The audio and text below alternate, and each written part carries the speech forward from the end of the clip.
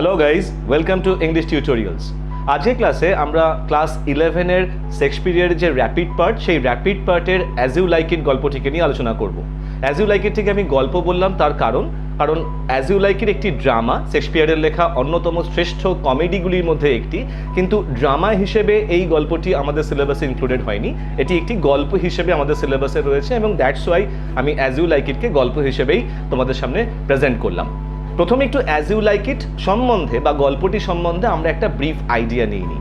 প্রথমেই জেনে নেওয়া দরকার আমাদের যে কমেডি বলতে কাকে বোঝায়, কারণ আমি একটু আগেই বললাম তোমাদেরকে যে অ্যাজ ইউ লাইক ইট হচ্ছে একটি শেক্সপিয়ারের লেখা অন্যতম শ্রেষ্ঠ একটি কমেডি। কমেডি বলতে বোঝানো হয় অ্যারিস্টটলের কথা অনুযায়ী বা তার পোয়েটিক্স বইতে বলা তত্ত্ব অনুযায়ী যে এমন একটি গল্প যার পরিণতি হবে মধুর। এবারে আসা যাক শেক্সপিয়ারিয়ান কমেডিতে। শেক্সপিয়ারিয়ান কমেডির কিছু সার্টেন বৈশিষ্ট্য বা বিশেষত্ব রয়েছে। ছোট্ট করে সেই বিশেষত্বগুলো একটু আমরা জেনে নিই, তাহলে গল্পটি বুঝতে আমাদের বা আমরা সেটাকে এনজয় করতে আমাদের একটু সুবিধা হবে। দেখো, শেক্সপিয়ারিয়ান কমেডিতেও পরিণতি হবে মধুর বা একটা হ্যাপি এন্ডিং থাকবে সেই গল্পে। এবং এই কমেডিতে, শেক্সপিয়ারিয়ান কমেডিতে রাদার সবসময় পুরুষ চরিত্রের থেকে কোনো একজন মহিলা চরিত্রকে অত্যন্ত বেশি গুরুত্ব প্রদান করা হয়ে থাকে। অর্থাৎ শেক্সপিয়ারিয়ান কমেডিজের এটা একটা খুব স্বাভাবিক এবং খুব কমন একটা বৈশিষ্ট্য বা ফিচার, যে কমেডিগুলির মধ্যে একজন মহিলা ক্যারেক্টার কিন্তু হবে যে সব দিক থেকে একজন এক্সেলেন্ট একজন ক্যারেক্টার। অর্থাৎ তার গুণ, তার বুদ্ধি, তার ওয়েট, তার হিউমার, তার প্রেজেন্স অফ মাইন্ড সব কিছু কিন্তু অন্যান্য পুরুষ চরিত্রদের থেকে কিন্তু বেটার হবে। অর্থাৎ শেক্সপিয়ারিয়ান কমেডিজে একজন মহিলা চরিত্রকে পুরুষ চরিত্রের থেকে বেশি বড় হিসেবে দেখানো হয়ে থাকে। ঠিক সেই বৈশিষ্ট্যও কিন্তু আমরা অ্যাজ ইউ লাইক ইটেও পাই। এখানেও অ্যাজ ইউ লাইক ইটের প্রধান মহিলা ক্যারেক্টার হচ্ছে রোজালিন্ড। তাহলে কথা হচ্ছে এবার রোজালিন্ড বা ক্যারেক্টারগুলি কারা কারা আছে এই কমেডিতে। দেখো, এই কমেডিতে প্রধান একজন চরিত্র হচ্ছেন ডিউক, যে ডিউককে তার রাজ্য থেকে নির্বাসিত করা হয়, ষড়যন্ত্র করে নির্বাসিত করা হয় তার নিজের ভাই ডিউক ফ্রেডরিকের দ্বারা। সেই ডিউক তারপরে রাজ্য থেকে নির্বাসিত হয়ে আর্ডেনের জঙ্গলে গিয়ে উপস্থিত হন তার সমস্ত অনুগামীদেরকে নিয়ে। কিন্তু এই ডিউকের কন্যা, অর্থাৎ প্রধান ডিউকের কন্যার নাম হচ্ছে রোজালিন্ড। সেই রোজালিন্ড কিন্তু প্রাসাদেই থেকে যায়। তার কারণ ডিউক ফ্রেডরিক, অর্থাৎ আসল ডিউকের ভাই ডিউক ফ্রেডরিকের কন্যা সিলিয়া সাথে কিন্তু রোজালিন্ডের ছিল অত্যন্ত মধুর সম্পর্ক। দুই বোনের মধ্যে ছিল বন্ধুত্ব, দুই বোনের মধ্যে ছিল অত্যন্ত ভালোবাসার একটি বন্ধন। তো সেই কারণেই সিলিয়ার আবদারে রোজালিন্ডকে কিন্তু রাজ্য থেকে নির্বাসন করা হয় না তার পিতার সাথে, রোজালিন্ড প্রাসাদেই থেকে যায়। তাহলে আমরা চারটি ক্যারেক্টার পেলাম রাদার: ডিউক, ডিউকের ভাই ডিউক ফ্রেডরিক, বড় ডিউকের কন্যা রোজালিন্ড এবং ডিউক ফ্রেডরিকের কন্যা সিলিয়া। এর সাথে এই পরিবারের বাইরে আরও একটি পরিবারের কথা আসে। সেই পরিবারটি হচ্ছে স্যার রাউল্যান্ড ডি বয়ের পরিবার। স্যার রাউল্যান্ড ডি বয় বিপত্নিক, তার দুই সন্তান অলিভার এবং অরল্যান্ডো। এই অলিভার এবং অরল্যান্ডোর মধ্যে সম্পর্কটাও কিন্তু আমাদের ডিউক এবং তার ভাই ফ্রেডরিকের মধ্যে সম্পর্কেরই মতন। অর্থাৎ অলিভারও কিন্তু তার ছোট ভাই অরল্যান্ডোকে একদমই সহ্য করতে পারে না এবং তার পিতা মারা যাবার পরে সে বিভিন্ন রকমের ষড়যন্ত্র করে যাতে সে তার ভাইকে, অর্থাৎ অরল্যান্ডোকে চিরকালের মতন তার পথ থেকে সরিয়ে দিয়ে পুরো সাম্রাজ্য বা পুরো ডিউকডম নিজের অধিকারে আনতে পারে। তো এই অরল্যান্ডো ডিউক ফ্রেডরিকের রাজ্যে বা ডিউকডমে আসে একটি মল্লযুদ্ধে অংশগ্রহণ করতে, এবং সেই মল্লযুদ্ধে আসবার পরে তার সাথে দেখা হয় রোজালিন্ডের। এবং শেক্সপিয়ারিয়ান কমেডির আরও একটি ইম্পর্টেন্ট ফিচার এখান থেকে উঠে আসে। শেক্সপিয়ারিয়ান কমেডির একটি ইম্পর্টেন্ট ফিচার হলো লাভ অ্যাট ফার্স্ট সাইট, অর্থাৎ প্রথম দেখাতেই প্রেম বা ভালোবাসা। ডিউক ফ্রেডরিকের আসরে বা মল্লযুদ্ধে অংশগ্রহণ করতে এসে যে মুহূর্তে রোজালিন্ড অরল্যান্ডোকে দেখে বা অরল্যান্ডোর সাথে রোজালিন্ডের সাক্ষাৎ হয়, সেই মুহূর্তেই এরা উভয় কিন্তু একে অপরের প্রেমে পড়ে যায়। তো এনিওয়েজ, অরল্যান্ডো সেই মল্লযুদ্ধে কোনো জয়লাভ করে এবং সে যখন তার নিজের দেশে বা নিজের বাড়িতে ফিরে যায়, তখন গিয়ে সে এক ভয়ঙ্কর ষড়যন্ত্রের কথা জানতে পারে। সে জানতে পারে যে তার ভাই বা তার দাদা অলিভার তাকে জীবন্ত পুড়িয়ে মেরে ফেলবার পরিকল্পনা করেছে। সে তৎক্ষণাৎ সেই জায়গা থেকে পালিয়ে গিয়ে চলে যায় আর্ডেনের জঙ্গলে তার এক পুরনো অনুগত বৃদ্ধ একজন ভৃত্যকে সঙ্গে নিয়ে। In the meantime Rosalind এবং সিলিয়া, তারাও যারা রোজালিন্ডও তার পিতার বিরহে, পিতার অনুপস্থিতিতে ভীষণভাবেই কাতর বোধ করতো, দুঃখ বোধ করতো। সেও স্থির করে যে সে আর প্রাসাদে থাকবে না, সে তার পিতার সন্ধানে বেরোবে। এবং সিলিয়া, তার বোন অর্থাৎ ডিউক ফ্রেডরিকের কন্যা, সে তার দিদিকে এতটাই ভালোবাসতো, সেও স্থির করে যে সেও তার দিদির সাথে প্রাসাদ ছেড়ে বেরিয়ে যাবে। তাহলে অলরেডি আমাদের বৃদ্ধ ডিউক তিনি তো আর্ডেনের জঙ্গলে উপস্থিত আছেনই, এরপরে অরল্যান্ডো এবং তার বৃদ্ধ ভৃত্য তারাও আর্ডেনের জঙ্গলে উপস্থিত হয় এবং রোজালিন্ড এবং সিলিয়া তারাও ঘুরতে ঘুরতে আর্ডেনের জঙ্গলে উপস্থিত হয় রোজালিন্ডের পিতার সন্ধানে। তাহলে এখানে আবার শেক্সপিয়ারিয়ান কমেডিজের 3 নম্বর ফিচার, যে ফিচারটা হচ্ছে যে গল্পের প্রথমে বা গল্পের মধ্যে যে কেওটিক পরিস্থিতি বা যে বিশৃঙ্খলতা আমরা দেখব, সেই সমস্ত বিশৃঙ্খলতা কিন্তু গল্পের শেষে গিয়ে সর্টেড আউট হয়ে যাবে, মিলমিশ হয়ে যাবে এবং একটা চান্স বা কোইন্সিডেন্সের কারণে প্রত্যেকটা ক্যারেক্টার গল্পের শেষে একটা নির্দিষ্ট স্থানে গিয়ে জমা হবে এবং সেখানে সকলের আইডেন্টিটি উন্মোচিত হবে এবং সকলের সাথে মিলমিশ করে নেবে, ব্যাপারটার একটা মধুর পরিসমাপ্তি ঘটবে। তাহলে চান্স অ্যান্ড কোইন্সিডেন্স এটাও কিন্তু শেক্সপিয়ারিয়ান কমেডিজের আরও একটি অন্যতম গুরুত্বপূর্ণ বৈশিষ্ট্য। তাহলে এখনো পর্যন্ত আমরা কয়েকটি বৈশিষ্ট্য জেনেছি। ছোট্ট একটি রিক্যাপ, কি আমরা জেনেছি না, একটা শেক্সপিয়ারিয়ান কমেডিজে মহিলা চরিত্রকে সবসময় বেশি প্রাধান্য দেওয়া হবে, এটি একটি বৈশিষ্ট্য। 2 নম্বর বৈশিষ্ট্য হচ্ছে যে একটা চান্স এবং কোইন্সিডেন্সের পরিস্থিতি কিন্তু শেক্সপিয়ারিয়ান কমেডিজে থাকবে এবং তার সাথে সাথে আমরা এটাও জানছি যে এই শেক্সপিয়ারিয়ান কমেডিজে কিন্তু একটা ছদ্মবেশ বা ডিসগাইজের কিন্তু একটা ইম্পর্টেন্ট ভূমিকা বা রোল থাকে। প্রত্যেকটা ক্ষেত্রেই বেশিরভাগ শেক্সপিয়ারিয়ান কমেডিজে কিন্তু দেখা যায় যে একজন মহিলা চরিত্র একজন পুরুষের ছদ্মবেশ নিচ্ছে। তো সেই বৈশিষ্ট্যও কিন্তু, সেই ফিচারটাও কিন্তু এই গল্পের মধ্যে আমরা পাবো, কারণ রোজালিন কিন্তু যখন প্রাসাদ ছেড়ে পালাবে বা চলে যাবে তখন কিন্তু সে একজন পুরুষের ছদ্মবেশ নিচ্ছে। আর লাস্টে আমরা কি জেনেছিলাম না, প্রত্যেকটা চরিত্র গল্পের শেষে একটি নির্দিষ্ট স্থানে গিয়ে জমা হবে, যেখানে গিয়ে তাদের রিয়েল আইডেন্টিটি এক্সপ্রেসড হয়ে যাবে, রিভিলড হয়ে যাবে এবং সকলের মধ্যে একটা মিলমিশ হয়ে গিয়ে একটা মধুর পরিসমাপ্তি ঘটবে গল্পটি। তাহলে শেক্সপিয়ারিয়ান কমেডিজ নিয়ে আমাদের আলোচনা শেষ হলো। আরেকটি কথা আমার না বললেই নয় গল্পটি শুরু করবার আগে, যে অ্যাজ ইউ লাইক ইট গল্পটির টাইটেল সম্পর্কে একটু আমাদের জেনে রাখা ভালো, যে গল্পটির টাইটেল বা নাটকটির টাইটেল কেন অ্যাজ ইউ লাইক ইট দেওয়া হয়েছে। অ্যাজ ইউ লাইক ইট মানে কি, না তোমার যেমনটি পছন্দ। এক্ষেত্রে শেক্সপিয়ার তোমার যেমনটি পছন্দ, এই তোমার বলতে তিনি কাদের কথা মিন করছেন? এই তোমার বলতে প্রাইমারিলি হি মেন্ট দ্য অডিয়েন্সকে, অর্থাৎ যে সময় শেক্সপিয়ার অর্থাৎ এলিজাবেথান এজে যে সময় শেক্সপিয়ার তার নাটকগুলি লিখতেন এবং নাটকগুলি মঞ্চস্থ হতো, তখনকার দিনে কিন্তু ইংলিশ লিটারেচার বা ইংলিশ ল্যাঙ্গুয়েজ কিন্তু খুব একটা সমাজে সফিস্টিকেটেড বা শিক্ষিত স্তরের ভাষা ছিল না। তখনকার দিনের শিক্ষিত সমাজ বা শিক্ষিত স্তরের ভাষা ছিল কিন্তু ফ্রেঞ্চ বা ল্যাটিন। সেই সময় ইংলিশ ল্যাঙ্গুয়েজে লেখা কোনো নাটক মানে অডিয়েন্স, সেই সমস্ত অডিয়েন্সরাই দেখতে আসতেন যারা কিন্তু সমাজের তথাকথিত একটু নিম্ন বা মধ্যবিত্ত শ্রেণীতে বিলং করতেন। খেটে খাওয়া সম্প্রদায়ের মানুষেরাই কিন্তু দেখতে আসতেন। তো এই খেটে খাওয়া সম্প্রদায়ের মানুষেরা সারাদিনের হাড় ভাঙা পরিশ্রমের পরে নাটক দেখতে আসতেন তাদের নিজেদের এন্টারটেনমেন্টের জন্য। ওকে, তো সেই এন্টারটেনমেন্ট কিন্তু এই শেক্সপিয়ারিয়ান কমেডিজে তাদের জন্য পরিপূর্ণভাবে দেওয়া হয়েছিল। লাভ, রোম্যান্স, সাসপেন্স, কনস্পিরেসি, প্রত্যেকটা এন্টারটেইনিং ফিচার কিন্তু শেক্সপিয়ারিয়ান কমেডিজে প্রচুর পরিমাণে থাকতো। সেই কারণেই তাদের যেমন পছন্দ, ঠিক সেই পছন্দের কথা মাথায় রেখেই শেক্সপিয়ার এই নাটকটিও লিখেছিলেন এবং that's why he gave the title As You Like It, অর্থাৎ তোমাদের যেমনটি পছন্দ। তাহলে শেক্সপিয়ারিয়ান কমেডিজের বৈশিষ্ট্য এবং গল্পটির টাইটেল কেন অ্যাজ ইউ লাইক ইট দেওয়া হয়েছে আশা করি তোমাদের বুঝতে কোনো প্রবলেম নেই। ইন্ট্রোডাকশনটা লম্বা হয়ে যাচ্ছে, আমি বুঝতেই পারছি সেটা।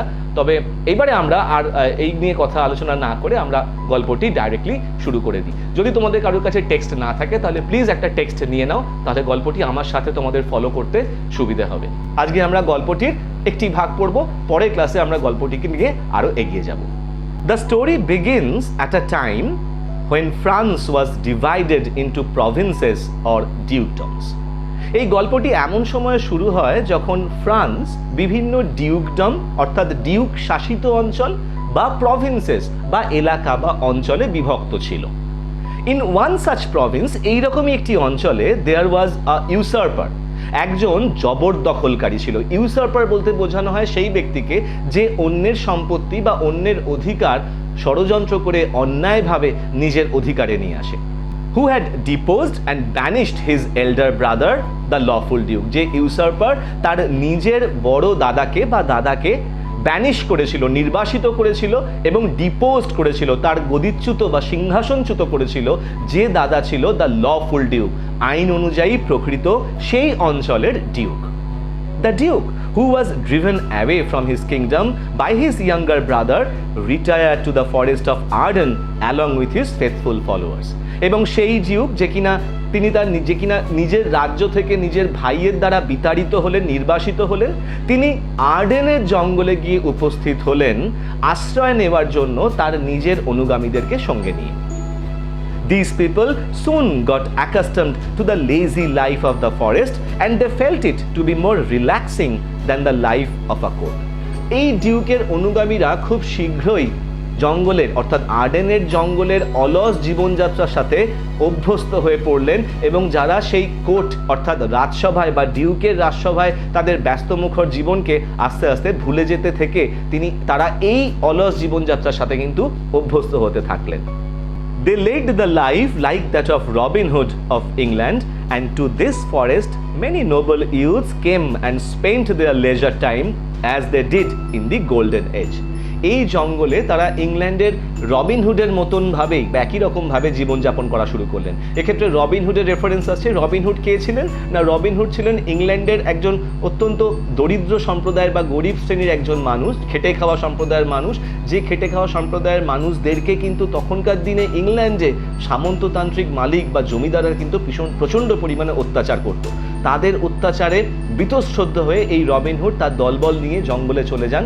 এই জঙ্গলে থেকে তারা একটি ডাকাতের দল তৈরি করেন এবং এদের উদ্দেশ্যই ছিল এই ধনী জমিদারকে লুট করে পাওয়া সেই ধনসম্পত্তি বা টাকা পয়সা দেশের বা গ্রামের দরিদ্র সম্প্রদায়ের ব্যক্তিদের মধ্যে বিতরণ করে দেওয়া। তাহলে ডিউকের যে অনুগামীরা ছিল তারা মনে করছেন যে তারা ইংল্যান্ডের রবিন হুডের মতনই ঠিক সেই একই রকম ওয়েতে জঙ্গলে জীবনযাপন করছেন, যে জঙ্গলে অনেক ইউথ অর্থাৎ অনেক যুবক সম্প্রদায়ের ব্যক্তিরা স্বর্ণালী যুগে অর্থাৎ আগের স্বর্ণালী যুগে এই জঙ্গলে তাদের অবসর কাটানোর জন্য আসতো, বিনোদনের জন্য আসতো।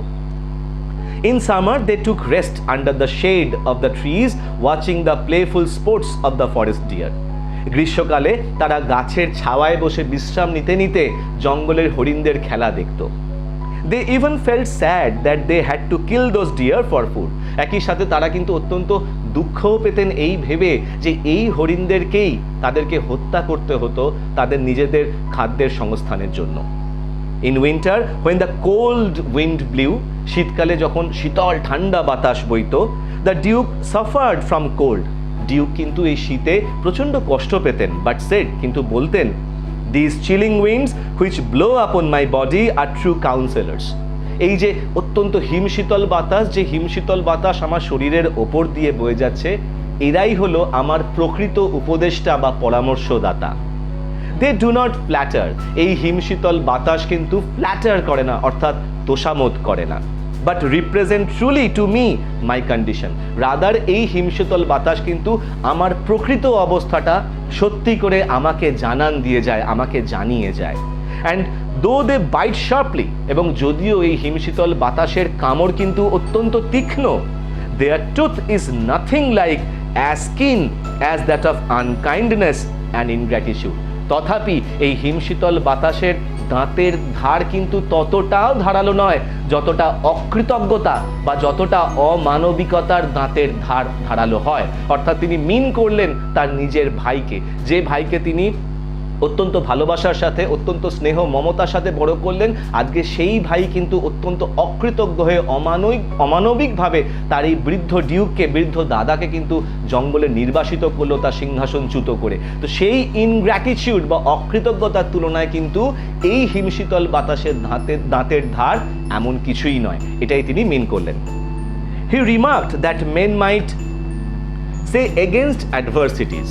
তিনি এও মন্তব্য করলেন যে মানুষেরা হয়তো এই প্রতিকূলতা বা অসুবিধার বিরুদ্ধে কথা বলতে পারে। অর্থাৎ অ্যাডভার্সিটি, প্রতিকূলতা বা অসুবিধা, কোনো মানুষই চায় না তাদের জীবনে বা তার নিজের জীবনে কোনো রকমভাবে কোনো অসুবিধা বা প্রতিকূলতা বা বিপদের সম্মুখীন হতে। তাই তিনি বলছেন বেশিরভাগ মানুষই হয়তো এর বিরুদ্ধে কথা বলবে, but there are some uses of it like the medicine which is extracted from the head of a poisonous toad. তার সাথে তিনি এও বলছেন কিন্তু এই অসুবিধার কিন্তু কিছু উপকারও রয়েছে, কিছু গুণও রয়েছে সেই ওষুধগুলির মতন সেই ওষুধটা একটা বিষাক্ত কুনোম্যাঙের মাথা থেকে সঞ্চয় করা হয় বা সংগ্রহ করা হয়, যে ওষুধটা হয়তো কোনো মৃতপ্রায় ব্যক্তির প্রাণ ফিরিয়ে দিতে পারে। অর্থাৎ তিনি প্রকারান্তরে বলতে চাইলেন যে অ্যাডভার্সিটি বা প্রতিকূলতা বা অসুবিধার কিন্তু গুরুত্ব রয়েছে। ঠিক একই কথাটা কিন্তু যখন তোমরা ক্লাস 12-এ স্ট্রং রুটস পড়বে এপিজে আব্দুল কালামের, ঠিক এপিজে আব্দুল কালামের স্ট্রং রুটসেও কিন্তু এই একই কথা রেফারেন্স পাবে। সেখানে এপিজে আব্দুল কালামের পিতা জয়নাল আবদিনও বলেছিলেন যে অ্যাডভার্সিটির কিন্তু অর্থাৎ প্রতিকূলতার কিন্তু কিছু গুণ বা উপকারী ভ্যালুজ রয়েছে আমাদের জীবনে। In this way, the Duke drew lessons from nature and he found tongues in trees, books in the flowing streams, sermons in stones and good in everything. এইভাবেই ডিউক প্রকৃতি থেকে বিভিন্ন শিক্ষা বা পাঠ লাভ করতে থাকলেন। He found tongues in trees. গাছগুলির মধ্যে তিনি সেই কথা বলবার ক্ষমতা আবিষ্কার করলেন। Books in the flowing stream, সেই জঙ্গলের মধ্যে দিয়ে প্রবাহিত জলধারার মধ্যে তিনি বই পেলেন। Sermons in stones, সেই জঙ্গলে পড়ে থাকা পাথরের মধ্যে তিনি বেশ কিছু বাণী বা লিপি আবিষ্কার করলেন। And good in everything, এবং সব কিছুর মধ্যেই তিনি ভালো জিনিসটাকে খুঁজে পেতে শুরু করলেন। বেসিক্যালি এখানে কি বলতে চাওয়া হলো না, ডিউক প্রকৃতি থেকে উচিত শিক্ষা বা প্রকৃত শিক্ষাটা লাভ করতে শুরু করলেন। তিনি তার নিজের রিয়েলিটি, তার নিজের বাস্তব অবস্থা সম্পর্কে অ্যাওয়্যার হতে শুরু করলেন। যে সমস্ত সারমন, বুকস ইত্যাদি বা লেসনের কথা হচ্ছে, সেগুলো অ্যাকচুয়ালি সেখানে অবশ্যই নেই। গাছের মধ্যে গাছের কথা বলবার ক্ষমতা নেই, অর্থাৎ তাদের জিভ নেই। নদীর জলে বই নেই বা পাথরের মধ্যে লিপি নেই। কিন্তু এগুলি বলার মাধ্যমে তিনি একদিক থেকে যেমন খ্রিশ্চানিটির রেফারেন্স টানলেন, এই যে সারমন এটি একটি খ্রিশ্চিয়ান টার্ম, অর্থাৎ খ্রিস্টের বাণী কিন্তু এরকম পাথরে লিপিত অবস্থায় পাওয়া গেছিল, খোদাইবদ্ধ অবস্থায় পাওয়া গেছিল। যেমন তিনি খ্রিশ্চানিটি রেফারেন্স টানলেন, বেসিক্যালি এই অংশটার মাধ্যমে ডিউক বলতে চাইলেন যে তিনি তার নিজের বর্তমান অবস্থার সাথে মানিয়ে নিতে শুরু করেছিলেন, তিনি সেটিকে অ্যাকসেপ্ট করতে শুরু করেছিলেন এবং অ্যাট দ্য সেম টাইম তিনি প্রকৃতি থেকে উচিত শিক্ষা কিন্তু লাভ করতে শুরু করেছিলেন। The banished Duke had a daughter named Rosalind, and like her father she was also thrown out of the dukedom. এই নির্বাসিত ডিউকের এক কন্যা ছিল যার নাম রোজালিন্ড, এবং তার পিতার মতনই এই রোজালিন্ডকেও কিন্তু রাজসভা থেকে বা প্রাসাদ থেকে নির্বাসিত করা হয়েছিল। But she still remained in the palace, being the companion of Celia, the present duke's daughter. কিন্তু নির্বাসিত হওয়া সত্ত্বেও, ডিউকডম থেকে নির্বাসিত হওয়া সত্ত্বেও রোজালিন্ড কিন্তু প্রাসাদেই রয়ে গেল, কারণ এই রোজালিন্ড ছিল বর্তমান ডিউক অর্থাৎ ডিউক ফ্রেডরিকের কন্যা সিলিয়ার সর্বক্ষণের সঙ্গী। The discord between the duke and his brother did not at all affect the friendship between the two sisters. এই দুই ডিউক ভাইয়ের মধ্যের বিবাদ কিন্তু এই দুই বোনের মধ্যে বন্ধুত্বের সম্পর্ককে একেবারেই বিনষ্ট করতে পারেনি। In fact, Celia tried to comfort Rosalind whenever she became sad thinking of her father. প্রকৃতপক্ষে সিলিয়া সর্বক্ষণই রোজালিনকে শান্ত করবার ট্রাই করতো, তাকে প্রশান্তি দেবার চেষ্টা করতো যখনই রোজালিন তার পিতার কথা ভেবে অত্যন্ত দুঃখী বিমর্ষ বোধ করত। One day when Celia was talking to Rosalind in her usual kind manner, a messenger came with the news that there would be a wrestling match and they could go and watch that if they so wanted. যখন ঠিক এইরকমই ভাবে একদিন cilia তার নিজের কক্ষে বসে রোজালিন্ডের সাথে অত্যন্ত সদয়ভাবে কথাবার্তা বলছিল বা গল্প করছিল, ঠিক সেই সময় একজন বার্তাবাহক তাদের কক্ষে এলো এবং এসে বলল যে একটি মল্লযুদ্ধের আয়োজন করা হয়েছে, রেসলিং ম্যাচের আয়োজন করা হয়েছে এবং তারা যদি চায় তারা সেই রেসলিং ম্যাচ বা মল্লযুদ্ধটা গিয়ে দেখতে পারে। Celia agreed to go, thinking that it would amuse Rosalind. সিলিয়া সঙ্গে সঙ্গে রাজি হয়ে গেল এই মল্লযুদ্ধ দেখতে যাবার জন্য, কারণ সে মনে করলো হয়তো এই রেসলিং ম্যাচ দেখে রোজালিন্ডের মনটা একটু হলেও হালকা হতে পারে। During those times, wrestling matches were viewed by noble ladies and princesses, being a favorite sport of princess. তখনকার দিনে এই ধরনের রেসলিং ম্যাচ বা মল্লযুদ্ধ কিন্তু রাজপ্রাসাদের রাজকুমারী বা সম্ভ্রান্ত বংশীয় মহিলারা দেখতে যেতে পারতেন এবং এটিই ছিল কিন্তু তখনকার দিনে রাজকুমারী বা মহিলাদের সবথেকে পছন্দের খেলা। But here they thought that they would face a tragedy as a practiced wrestler was to fight an inexperienced young man.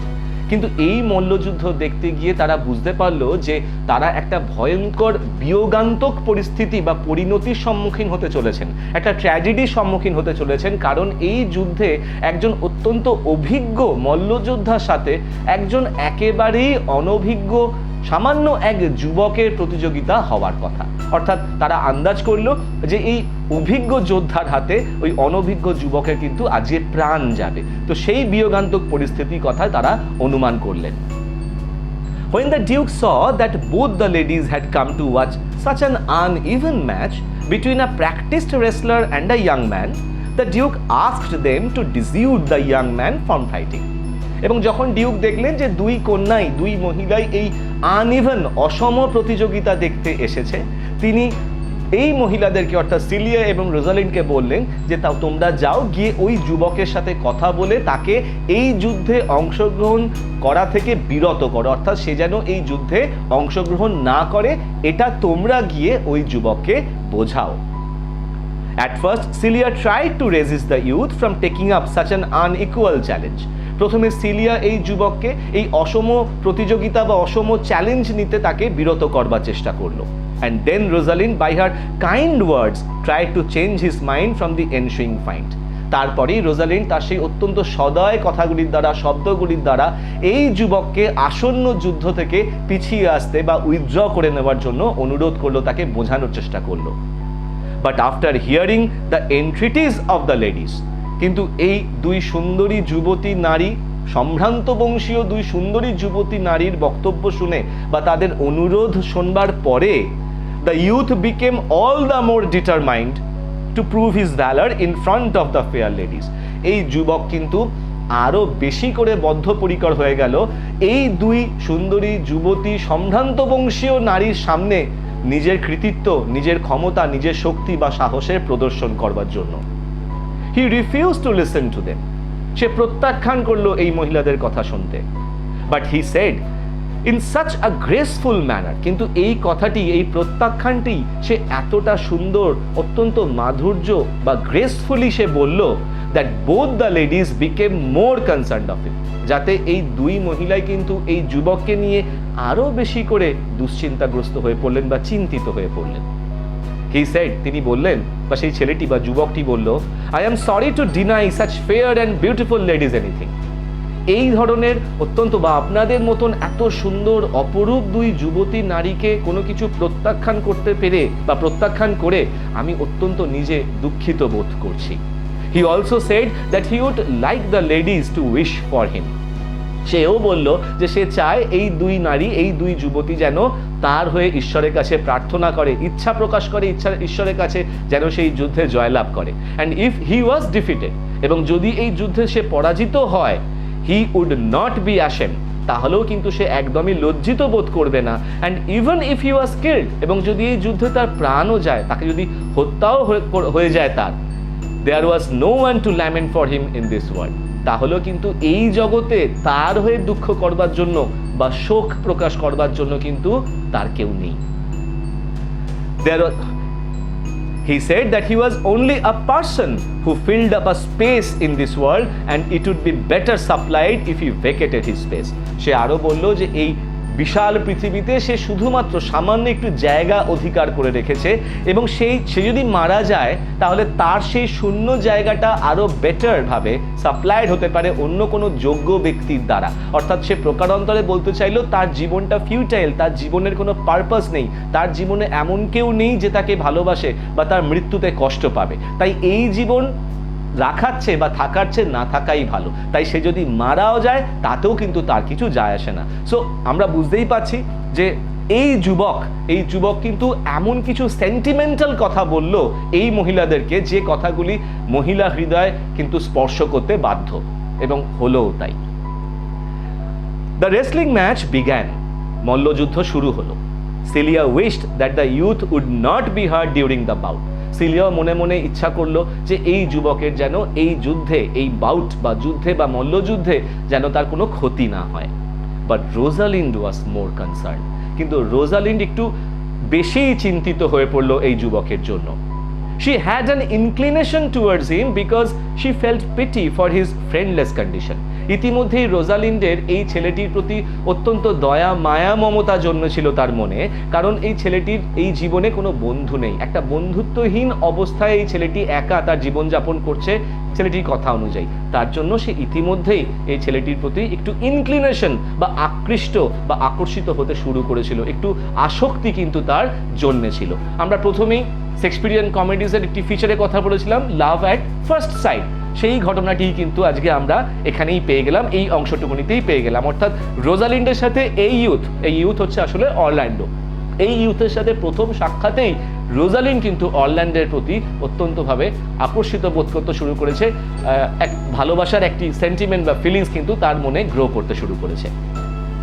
It seemed that she had almost fallen in love for him.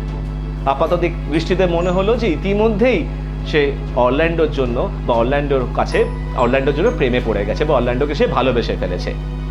The inspiration that the youth got from the ladies worked wonders for him.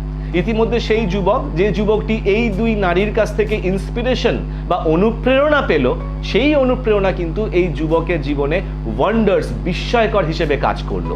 And he defeated his opponent in such a way that for some time he could not even talk. এবং সে তার প্রতিযোগীকে, তার সেই বিরুদ্ধে যে practised wrestler, অভিজ্ঞ যোদ্ধাকে সে এমনভাবে পরাজিত করে দিল যে সেই পরাজিত মল্লযোদ্ধাটি খানিকক্ষণ বিস্ময়ে কথা পর্যন্ত বলতে পারলো না যে সে কি করে এই সামান্য একটি যুবক, অনভিজ্ঞ যুবকের কাছে এইভাবে যুদ্ধে হেরে গেল। The Duke Frederick was very pleased with the youth's skill and courage. Duke ফ্রেডরিকও কিন্তু এই যুবকের দক্ষতা, সাহস দেখে ভীষণভাবে প্রভাবিত হলেন and wanted to know more about him. এবং তিনি চাইলেন এই যুবক সম্বন্ধে আরও বেশি কিছু তথ্য বা খবর জানতে। The youth introduced himself as Orlando. এই যুবক নিজের পরিচয় দিল তার নাম অরল্যান্ডো বলে। The youngest son of Sir Rowland de Boys. এবং সে হলো স্যার রাউলান ডি বয়ের সব থেকে কনিষ্ঠ ছেলে। Sir Rowland de Boys was dead.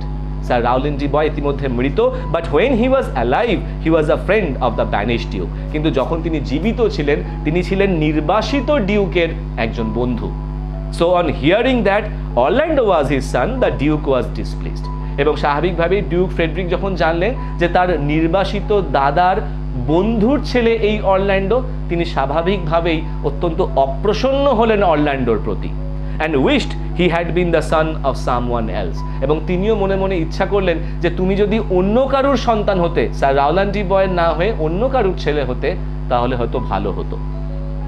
Rosalind was very happy to hear that Orlando was the son of one of her father's favorite. Rosalind কিন্তু ভীষণ খুশি হলো এই শুনে যে অরল্যান্ডো হলো তার পিতার অত্যন্ত প্রিয় বন্ধুদের একজনের ছেলে। and confessed to Celia, এবং রোজালিন্ড সিলিয়ার কাছে স্বীকার করলো, my father loved Sir Rowland de Boys. আমার পিতা স্যার রাউলান ডি বয়কে অত্যন্ত ভালোবাসতেন।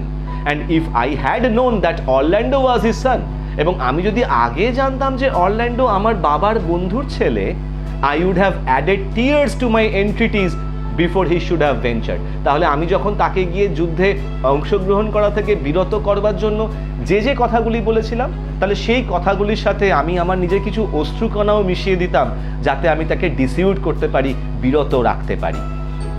The ladies went to him and seeing that he was sad due to the displeasure of the Duke, spoke to him kindly.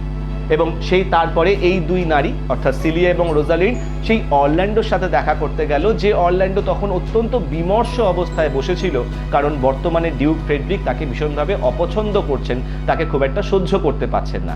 এই কথা ভেবে যখন Orlando বিমর্ষ বা দুঃখী অবস্থায় বসেছিল, এই দুই নারী তার কাছে গেল এবং তার সাথে এতটাই সদয়ভাবে কথা বলল, and Rosalind even gave him her chain from her neck and said that had she not been out of fortune, she would have given him a more valuable gift. এবং সেই সময় শুধুমাত্র সদয়ভাবে কথা নয়, রোজালিন্ড এমনকি তার নিজের গলা থেকে সোনার চেইনটি খুলে অরল্যান্ডোকে দিয়ে দিল এবং এও বলল যে আজকে যদি তার নিজের কপালটা এতটা বা নিজের ভাগ্যটা এতটা দুর্ভাগ্যজনক না হতো, তাহলে কিন্তু সে আরও কিছু অরল্যান্ডোকে দিতে পারত।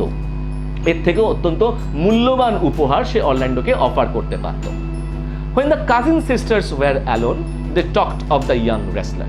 যখন এই দুই খুড়তুতো বোন ঘরে বসে একা অরল্যান্ডোকে নিয়ে কথা বলছিল, Celia thought that Rosalind must have fallen in love. Celia বুঝতেই পারলো যে রোজালিন নিশ্চয়ই অরল্যান্ডোর প্রেমে পড়ে গেছে। And she said, is it possible that you should fall in love so suddenly?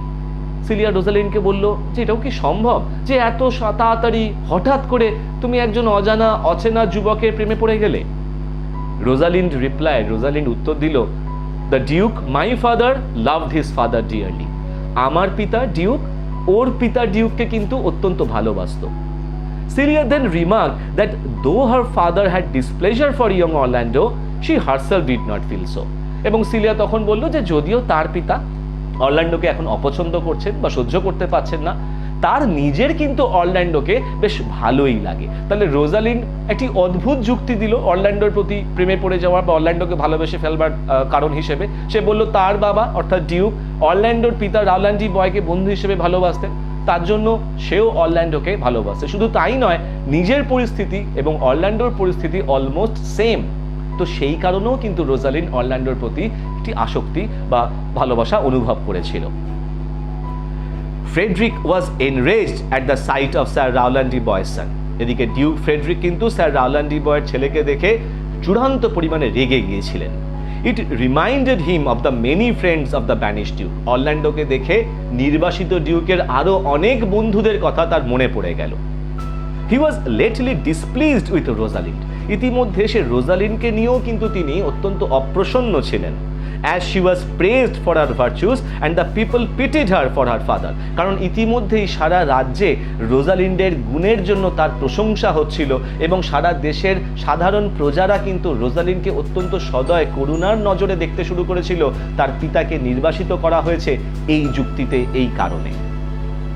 Now all of a sudden Frederick became angry।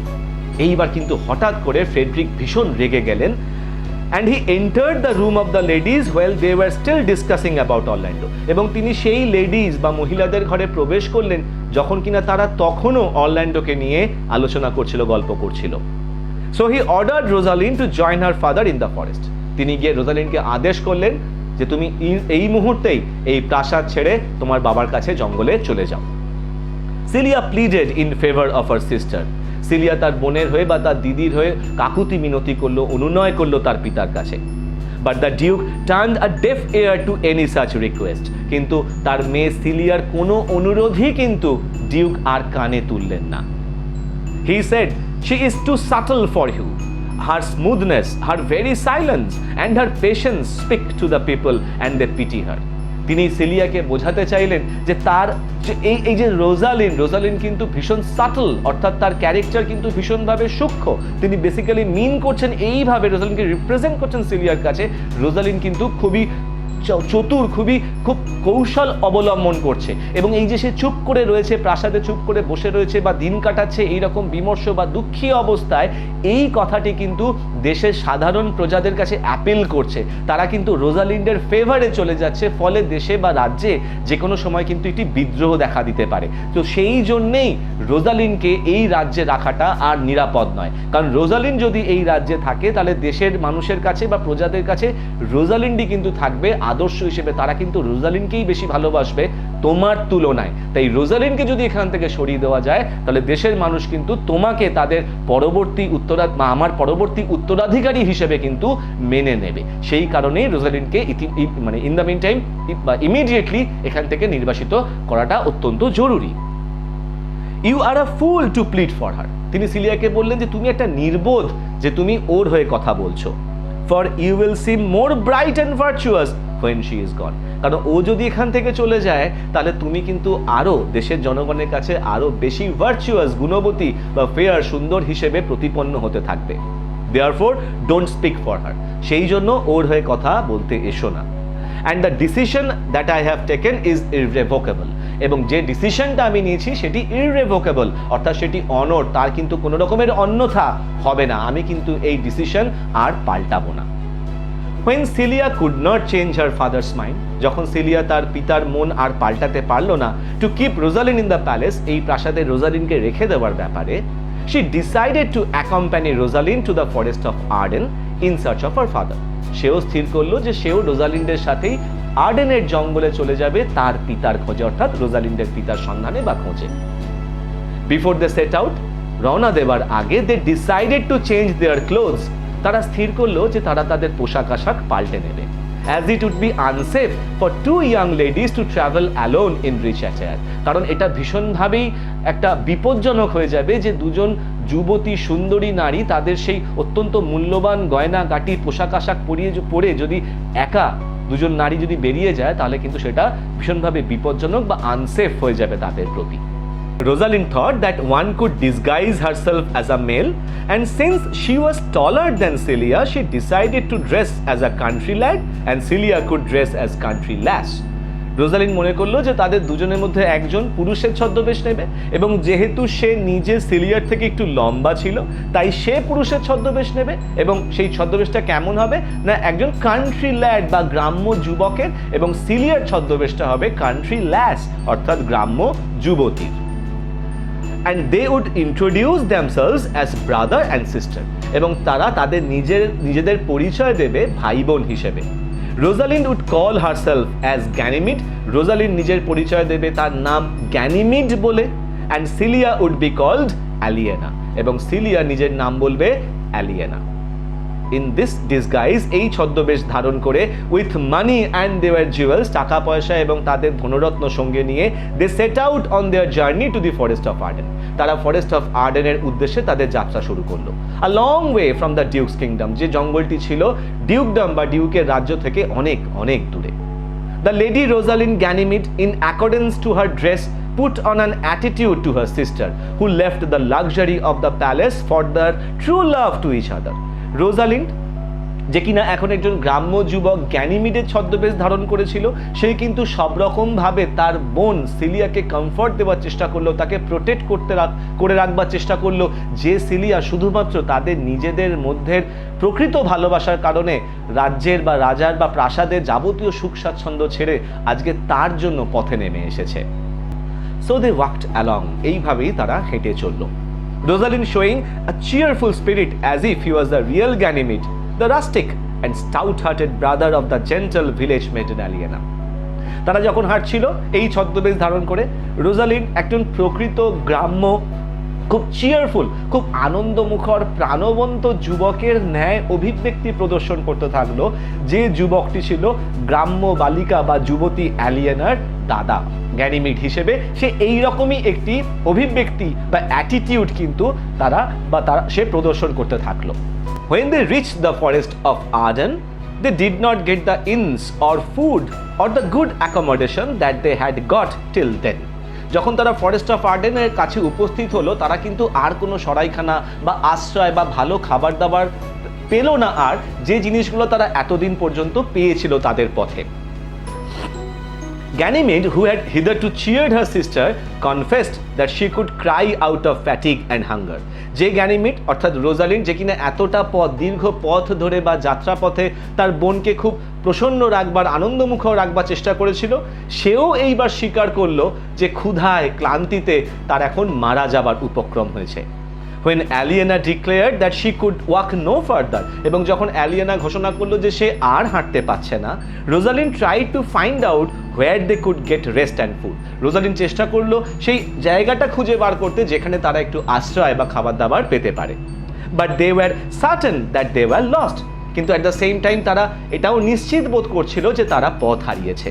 Just then they met a countryman and asked him where they could get some food and a place to rest in exchange of money.